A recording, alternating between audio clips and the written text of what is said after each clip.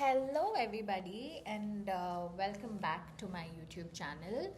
This is the part two to surviving narcissistic abuse or emotional abuse. So, if you haven't checked out the first part, I'll link it down in the description. Please watch that so you get some background of what I'm talking about. Yeah. So, in this part, I want to talk about what happens when you end things with a narcissist after surviving narcissistic abuse and emotional abuse. So, for you to even end it, I feel like you need so much courage. You need so much courage to start seeing things for what they truly are rather than just live in your fantasy world that they've created with their words. So, when I ended things with this person, obviously I couldn't sleep that night because it had been a month. All this happened in a month. The start to the end, everything happened within a month. So it had become like a habit, to be in touch with this person, talk to them, call them, text them all the time. So when suddenly and abruptly, when something is removed from your life, it takes time to process it, right? So obviously, even though I ended things and I said, no, this is not working out for me, I couldn't sleep that night. I just couldn't. Uh, I think, blaming myself. There was a lot of self blame. How can I not see this? How can I not see him for who he is? How can I ignore the signs? How can I allow them to speak to me like that? How can I allow someone to treat me like that? So there was obviously a lot of self blame, but I'm so blessed to say this out loud that I have a really good support system. Touch wood.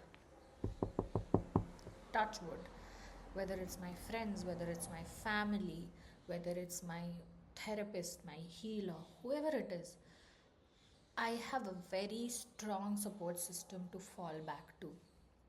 And I did just that. So, through the whole self blame, I reached out to my friends, I spoke to my healer, and they told me that you're not to blame, Kavana. You didn't know. Because obviously it's like a trap, it's like an illusional trap that they put you in, right? It's a very gradual trap, like I said in the first part. It's not immediate, it's not very abrupt and in your face. It's a very gradual trap that they do. So obviously the fact that I didn't realize it, it's something that really like stung me, but I was able to overcome it because of the people around me. The second thing I noticed, which was very, very prevalent for me, was fear. Absolute fear. Fear in its purest form. And fear for what? Fear of trusting another person again. How can I trust another person after going through what I just went through? How can I know that another man is not going to destroy my identity, destroy my sense of self, destroy my self worth, destroy my respect like he did? How can I trust another person? How can I trust another person? Right? And that left me panicking. I had massive panic attacks during that time. The 3 weeks, now it has, and I think it has been a few weeks since it's ended. It has been 3 weeks since it ended. And in those 3 weeks, the first 10 days were the most difficult because you're out of that abusive dynamic, but your mind and body needs to adapt to the reality that it's ended, right? Because when you realize that, oh, this person was actually using me, they were actually abusing me, they didn't really love me, they just liked the idea of getting my attention and admiration, you start questioning, right? You start questioning so many things and you start fearing so many things about yourself, about another person. Because my biggest fear was, oh, someone is going to walk all over me again like this, someone is going to use me again, someone is going to emotionally abuse me again, and I won't be able to do anything about it. That's what was running through my mind. And the panic, oh my god, the panic, the massive panic attacks. I couldn't sleep at night. I couldn't fall asleep. Even if I did sleep, I would wake up feeling scared. You know, I would then I would wake up in the morning feeling unrested, and the first thought I would get immediately in the morning is the thoughts of what he did to me and how I didn't see things clearly.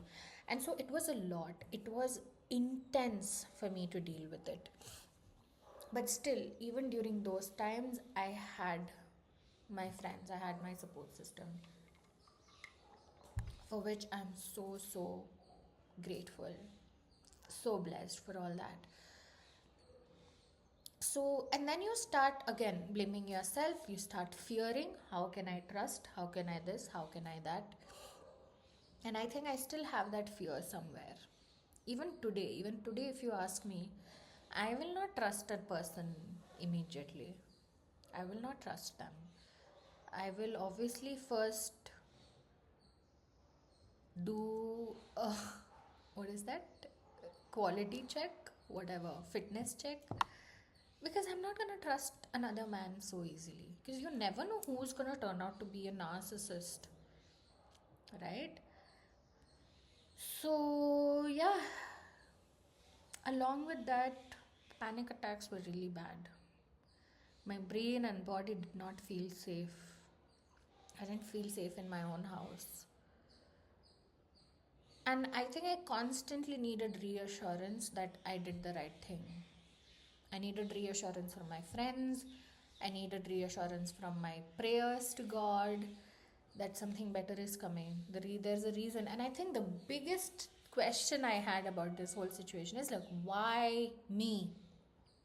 If he was not meant to stay in my life, why did he come into my life and mess with my head like this? Why did this happen to me? Why did this happen to me? If he was not meant to stay in my life, why did he come into my life? And I think I was so angry at God. I was so angry at God, because I think one of the first prayers I do when somebody comes in my life is, God, if he is not meant for me, please remove him from my life. If he's not meant for me, please take him, just like remove him from my life in any way. Fight this, that, he moved somewhere else, he got someone else, whatever it is, just remove him. And usually that prayer works. Usually that prayer works in the talking stage. Whenever someone is not meant to stay in your life, they get removed in their own weird ways, right? So the thing I realized with this is, maybe God did not remove him immediately because God wanted me to remove him. God said, you see the signs and you say no this time. Because how because you need to start taking responsibility, right? If you've started something with this person, you need to take the responsibility to also end it if things are not working out for you. You can't just be a passive observer of your life. You have to be an active participant in it. If things are not working out your way, end it. If things are not working out your way, call it out. Talk about it. If it can be fixed, fix it. If it cannot be fixed, end it. Because you don't deserve that. Your energy, your time, your money needs to be invested where there is good returns, in the sense that peace of mind, confidence, clarity, respect, these are the things you should expect from any endeavor that you take. Not just relationships, but any endeavor. And I feel like that was the lesson to me. And also during the relationship, I mean, I wouldn't even call it a relationship, I would just call it a whatever, dating phase, talking stage, whatever. During that talking stage, another thing that I noticed about myself was I kind of ignored my routine for him. So I would ignore my non-negotiables, like waking up early, cleaning the house, taking a shower, doing puja, starting work, going for a walk, going to the gym. So all these things about my own life I ignored because I wanted to be accessible and available to that person, who obviously is a narcissist. He will want that only, right? He will want that someone is giving up on their lives and making them the center of the universe. Hmm? And I think this harsh truth, this whole heart shattering incident had to happen so that I am reminded to go back to myself, to go back to my roots. And by roots, I mean my foundation, which is me, God, my family, my house, my parents, my pets, whatever it is. So I feel like this whole thing was a blessing in disguise. It was almost as if God calling me back home. God is like, she will not understand if I call her, so I need to give her something earth shattering. So she realizes it and she comes back to me, and that's exactly what happened. And since that day happened, I have started another Shri Sai Satcharitra Parayan for 7 weeks. And I think right now, today I just finished my third week, and there are 4 more weeks left. And so I feel like it was a blessing in disguise. It definitely was, because if this hadn't happened, I wouldn't have my sadhana today. And by sadhana, I mean my practice of devotion to God. Because for me, my highest, most priority relationship in my life is my relationship with God, which is also in a way my relationship with myself. And this very important relationship in itself, that the fact that I ignored it, I think it was a sign that I need to come back to myself, my home, my base. I think this whole thing happened so that I come back to myself, you know. And so obviously I had all these realizations, but I again kept asking, why God? Why did this happen? Why did he have to come? Why did it happen to me? Huh? Why did it have to break me? Right?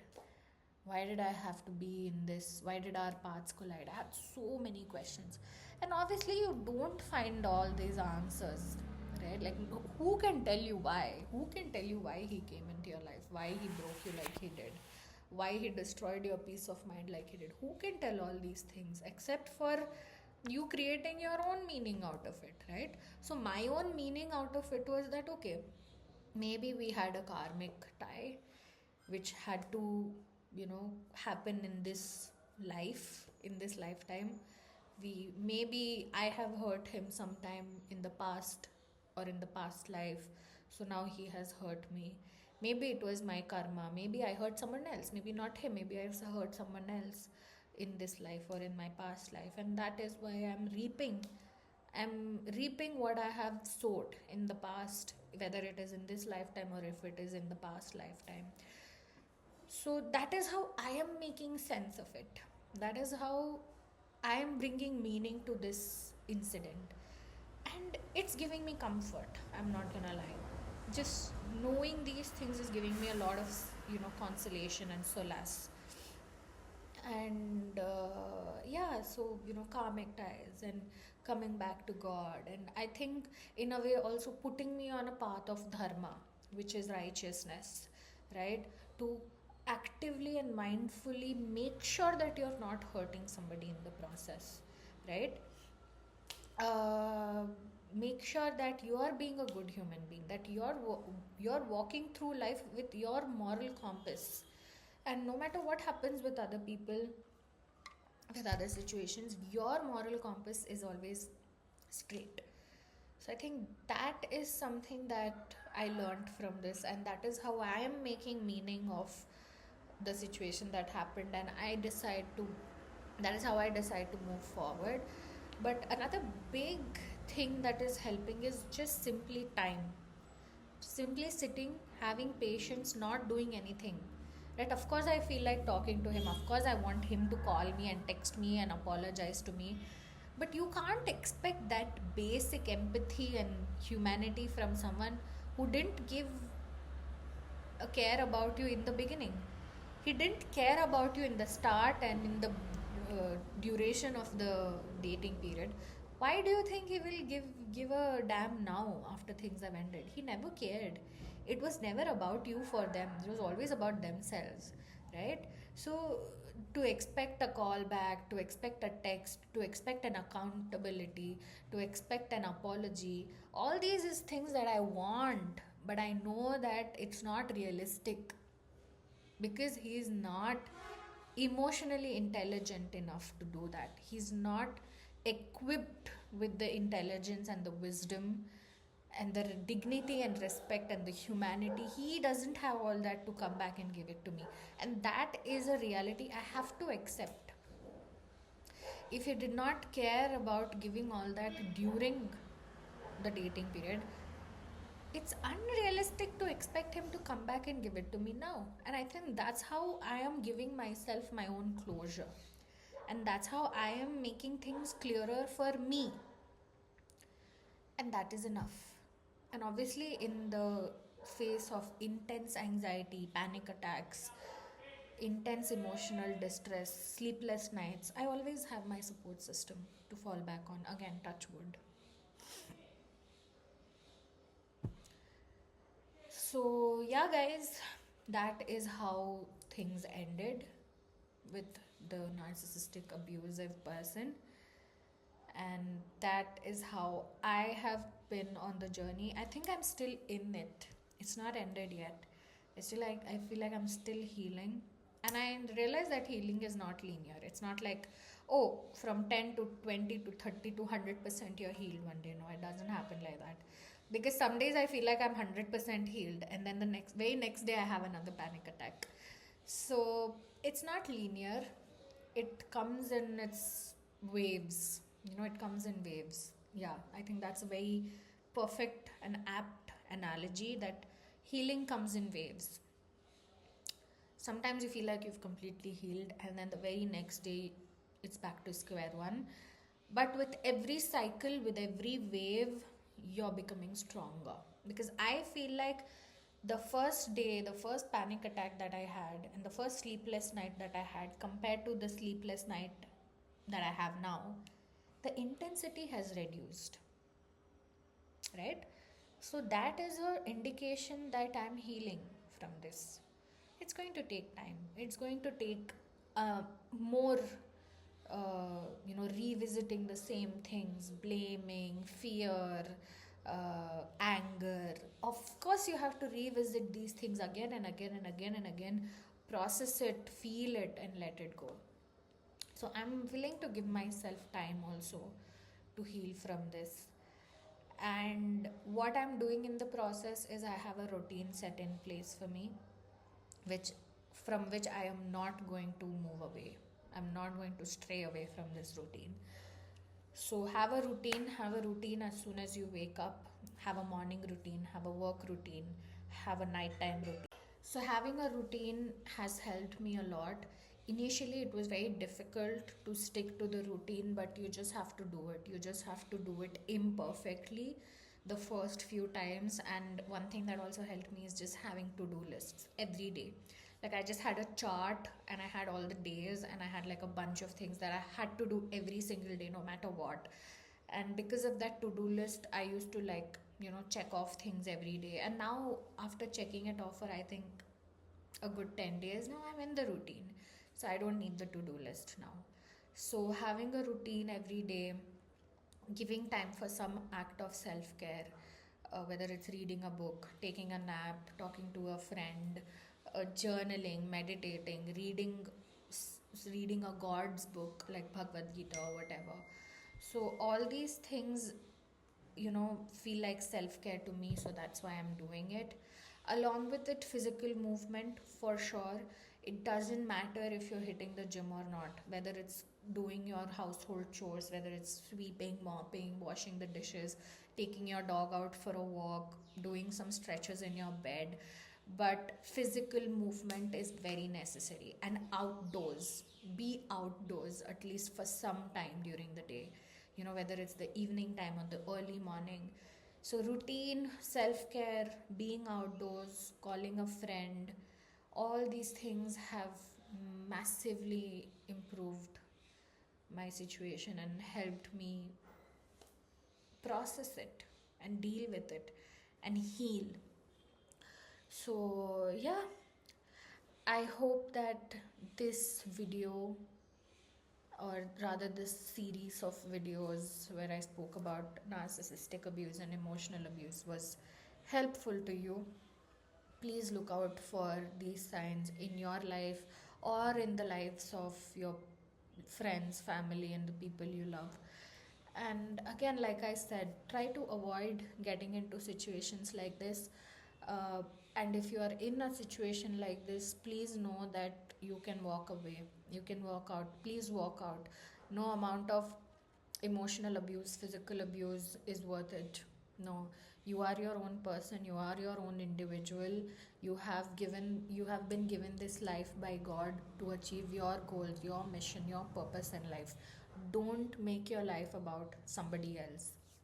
I mean, of course, it's good to have partnership and companionship, but not at the price of your self respect and dignity. Okay? So, whenever you think of a relationship, please think of a relationship as a two-way street. You give, you reciprocate what you get. If you're not getting anything in return, then you're just depleting yourself. And you deserve better than that. You deserve to be treated like the best person in the world, because you are special. You're special not because of their inflated ego. You're special because you are you. And with that, I want to wrap up this video. I again hope you guys took something from this video, and I will see you all soon in my next one. Bye bye.